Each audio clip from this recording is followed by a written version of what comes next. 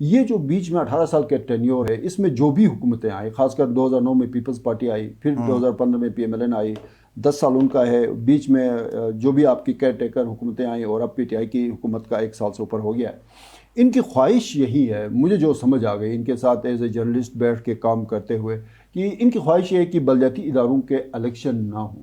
حد بندی وہ اتنا مشکل کام نہیں ہے، ایشو جو آئے گا وہ حلقہ بندیوں پہ آئے گا۔ 2004 میں جو الیکشن ہوئے تھے اس میں 5 اضلاع تھے، گانچے، سکردو، گلگت، دیامیر اور اس طرح 5 اضلاع تھے۔ اب وہ 10 اضلاع ہو گئے ہیں۔ آپ نے 10 اضلاع کی حد بندی بھی کرنی ہے، ان 10 اضلاع کے اندر حلقہ بندیاں بھی کرنی ہیں۔ چیف منسٹر کے ذہن میں کوئی اور آئیڈیا ہے، جو پرانا جو بلدیاتی نظام ہے اس کی جگہ پہ یہ بالکل نیا ایک کوئی سسٹم یہاں پہ بلدیاتی نظام کا لانا چاہتے ہیں۔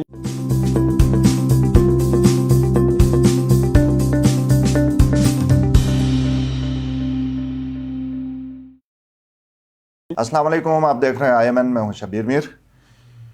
ناظرین، گلگت بلتستان میں بلدیاتی انتخابات تقریباً کوئی 18 سال سے نہیں ہوئے ہیں، یعنی 18 سال پہلے جو ہوئے تھے اس کے بعد سے اب تک نہیں ہو سکے ہیں۔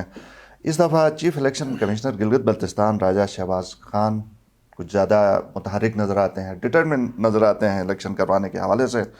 ہم نے دیکھا کہ انہی دنوں میں انہوں نے چیف الیکشن کمشنر سلطان سکندر راجہ سے اسلام آباد میں ملاقات کی، پھر نادرہ چیف سے بھی ملے، اور ان کی جو پریس ریلیزز مختلف ہمارے پاس آتی رہی ہیں اس میں بھی انہوں نے اس کمٹمنٹ کا اظہار کیا ہے کہ چیف الیکشن کمشنر یعنی chief election commission Gilgit Baltistan پوری طرح تیار ہے، کمیٹڈ ہے، اور بال اب انہوں نے ڈالی ہے حکومت کے کورٹ میں، اور ان کی طرح پوری عوام کو بھی اب اس بات کا انتظار ہے کہ حکومت آئے، اس میں سنجیدہ ہے، الیکشن بلدیاتی الیکشن کروانے میں کامیاب ہوگی یا نہیں ہوگی۔ اسی حوالے سے بات کریں گے۔ میرے مہمان ہیں سینئر صحافی تجزیہ نگار ایمان شاہ۔ ناظرین، یہ بھی بتاتا چلوں کہ ایمان شاہ وائس چیئرمین ضلع کونسل گلگت بھی رہے ہیں، ان کا تجربہ بھی ہے اور اس حوالے سے پریکٹیکل ایکسپیرینس ہے۔ شاہ صاحب، بہت شکریہ۔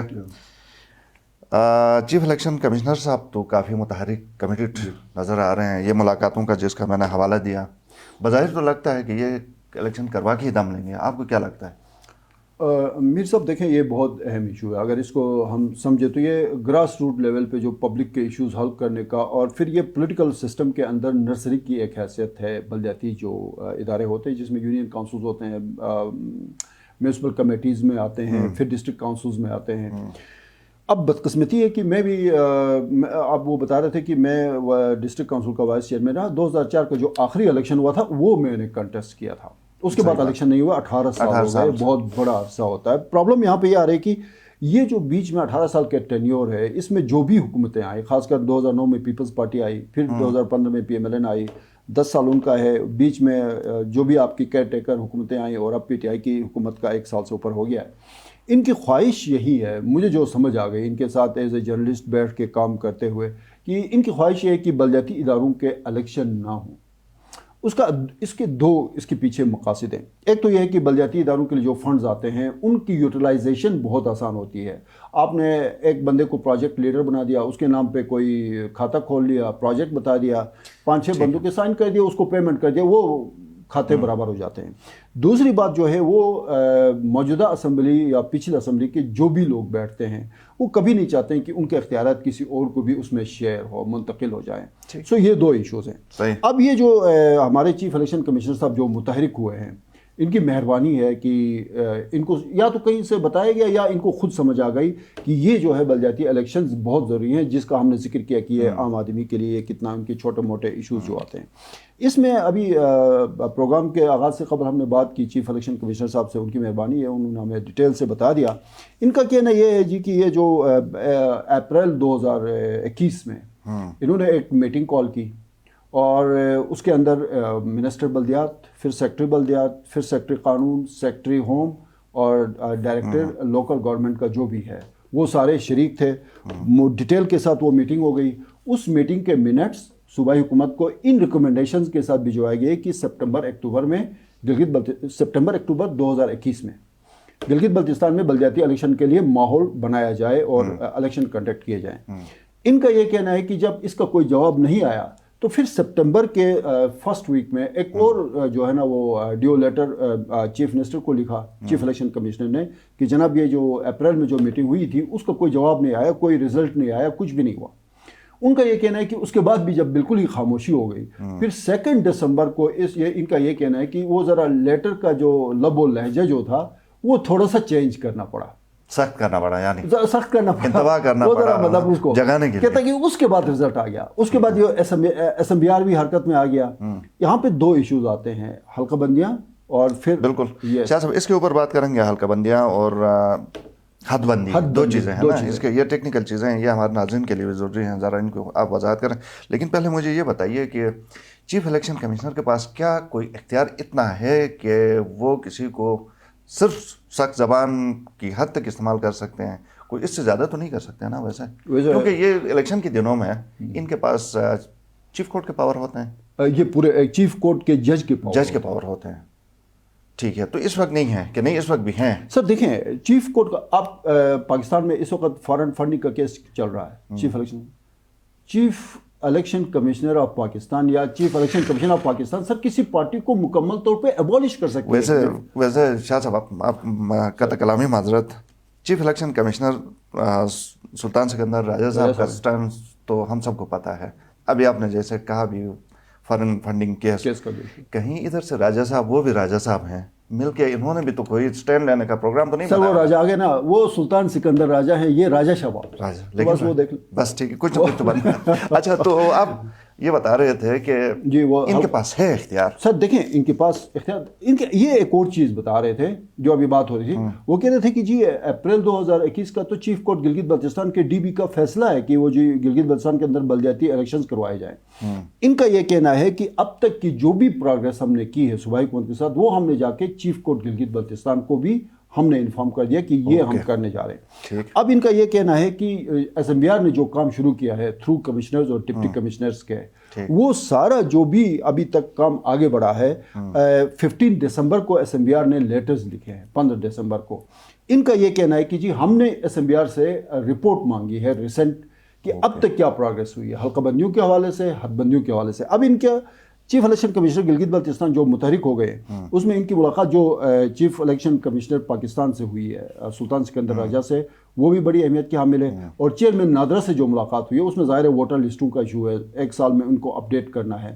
اور ان کا یہ کہنا تھا کہ اس میں فیصلہ یہ ہوا ہے کہ جو بھی نیا شناختی کارڈ بڑھے گا وہ آٹومیٹکلی ووٹر لسٹ میں کنورٹ ہو جائے گا. یہ ایس سی او اور نادرا کے ساتھ یہ ان کی انڈرسٹینڈنگ فائنل ہو گئی. اور یہ بھی شاید یہ بتا رہے تھے کہ پچھلے جو الیکشن ہوئے تھے نومبر 2020 کے, اس میں اور 1 سال کے بعد جو ووٹرز کی تعداد ہے وہ 27,000 کے تعداد ان کی بڑھ گئی ہے. یہ ابھی تک. ہاں بھائی کیا ہو گیا, کیوں پریشان ہے یار؟ جانی گاڑی اپڈیٹ کرنی ہے, کچھ سمجھ نہیں آ رہا یار. تو کچھ ہٹ کے کرنا. ایسا کیا ہٹ کے کروں بھائی؟ یار تو گلگت ایپ کر. جانی یہ گلگت ایپ کیا ہے؟ یار یہ ایک اپلیکیشن ہے جہاں پہ آپ اپنی چیزوں کی خرید و فروخت کر سکتے ہیں. لا میں تجھے دکھاتا ہوں. پلے اسٹور پہ جاؤ اور گلگت ایپ ڈاؤن لوڈ کرو. آئٹم ایڈ کرنے کے لیے پلس کے بٹن پہ کلک کرو. کار سلیکٹ کر کے اپنی گاڑی کی اچھی تصویر اپلوڈ کرو. گاڑی کا نام, ماڈل اور ڈسکرپشن ایڈ کر کے مناسب قیمت لکھ کر پوسٹ پہ کلک کرو. بھائی یہ گاڑی بیچو اور گلگت ایپ سے نئی گاڑی خریدو. یہ کیا؟ تمہاری نئی گاڑی. واقعی؟ کچھ ہٹ کے کر.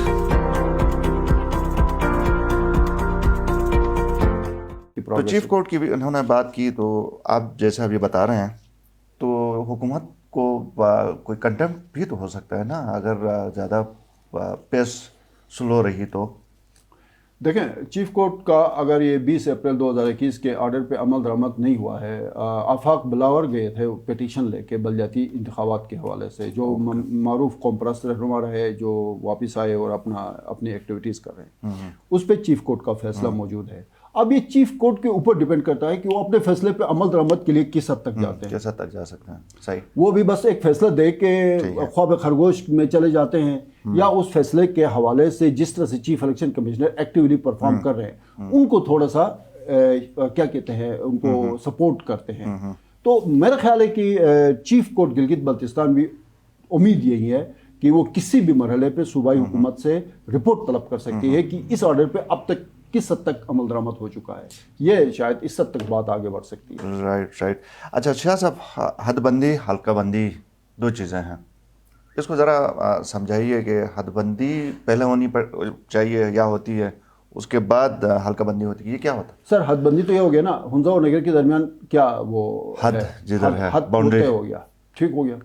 हल्का बंदी में हुंजा में कितने आपने डिस्ट्रिक्ट के आपने हल्के बनाने हैं, हुंजा में कितने आपने जो है ना वो म्यूनसिपलिटी या म्यूनसिपल या बल्दिया के जो भी हल्के हैं वो कितने बनाने, वो हो गई आपकी हल्का बंदियाँ। हद बंदी वो इतना मुश्किल काम नहीं है। इशू जो आएगा वो हल्का बंदियों पे आएगा। 2004 में जो इलेक्शन हुए थे उसमें 5 अजला थे, गानशे, सिकरदू, गिलगित, ध्यामिर और इस तरह 5 अजला थे। अब वो 10 अजला हो गए हैं। आपने 10 अजला की हदबंदी भी करनी है, उन 10 अजला के अंदर हल्का बंदियाँ भी करनी है, ठीक है। तो ये हल्का बंदियाँ जो है ना, इसके ऊपर एतराज़ात भी आएंगे, उसके लिए एक टाइम होगा। इलेक्शन कमिश्नर ऑफिस जो भी है गिलगित बल्तिस्तान का, और बाकी वो हद बंदियों का तो इशू ही नहीं। हद बंदियाँ तो ऑलरेडी हो चुकी है कि कौन सा डिस्ट्रिक्ट कहाँ तक डिफाइन होता है, और फिर उसके अंदर फिर हर ज़िले के अंदर फिर म्यूनसिपलिटी का तायुन होगा। गिलगित में तो तायुन है, अब हुंजा अलग से डिस्ट्रिक्ट बन गया, नगर अलग से डिस्ट्रिक्ट बन गया, तो उनके अंदर म्यूनसिपलिटीज़ का अलग तायुन होगा। इस तरह शिगर और आपके खरमंग का। राइट। अच्छा, ये सोनी जवाहर रिपब्लिक इंस्टीट्यूट के नाम से भी जो एक इदारा बना है जहाँ पे लोकल गवर्नमेंट, मेरा ख्याल है कोई एक्ट भी डिस्कस होता है या कुछ मीटिंग्स में इसकी रिफॉर्म्स के लिए कोई गपशप हो रही है। चीफ मिनिस्टर के जहन में कोई और आइडिया है, जो पुराना जो बलदियाती निज़ाम है उसकी जगह पे ये बिल्कुल नया एक कोई सिस्टम यहाँ पे बलदियाती निज़ाम का लाना चाहते हैं। अच्छा। जिसके लिए मेरे ख्याल में कंसल्टेंट्स भी आते जाते रहे हैं, ठीक है। यहाँ पे उनसे भी वो मेरे ख्याल में इनपुट लिया गया है। फिर ये ददी जवाहरी जो सेंटर में जो भी बैठे हुए हैं इजहार हुंजाई साहब और टीम, वो भी काम करें। अगर वो इस सब्जेक्ट की तरफ जाते हैं तो फिर ये लंबा प्रोसेस। तो यही मैं आपसे पूछना चाह रहा था, इसका मतलब है कि चीफ इलेक्शन कमिश्नर साहब जो एफर्ट्स कर रहे हैं उनको पता नहीं है कि इधर तो कुछ और हो रहा है, तो वो थक हार के बैठ जाएंगे। सर या तो टकराव होगा, टकराव कर सकेंगे आप, वही कर तो सकते हैं। राजा शाहबाज में बड़ी क्वालिटीज़ हैं सर, वो अगर अड़ गए तो फिर अड़ गए। हाँ, उनकी फिर सपोर्ट कहीं से होती है, वो सपोर्ट अगर कहीं आगे पीछे हो गई तो वो फिर ज़्यादा अड़ नहीं जाते हैं, लेकिन जब वो सपोर्ट पूरी तरह हो तो वो फिर खड़े रहते हैं। सर वो एटीसी के जज थे, कई दर्जनों लोगों को उसने सजाए मौत सुनाई है। हाँ, कहीं ना कहीं तो सपोर्ट, सर वो बड़े कहाँ से कहाँ पहुंच जाते हैं। सपोर्ट अब भी हो गया सर, देखिए अभी वो रिजल्ट्स बताएंगे, लेकिन अमली तौर पे पता लग जाएगा कि वो सपोर्ट सिस्टम का वो सपोर्ट उनको हासिल है या नहीं है। बहुत शुक्रिया शाह साहब। प्रोग्राम का वक्त चूँकि महदूद है, अगरचे ये सब्जेक्ट टॉपिक बहुत बड़ा है, इसके ऊपर मेरे ख्याल में एक और प्रोग्राम हमें करना पड़ेगा आने वाले दिनों में। तो अब तक के लिए इतना ही। शाह साहब आपका बहुत शुक्रिया। नाज़रीन, प्रोग्राम देखने का शुक्रिया। इजाज़त दीजिए। अल्लाह हाफ़िज़।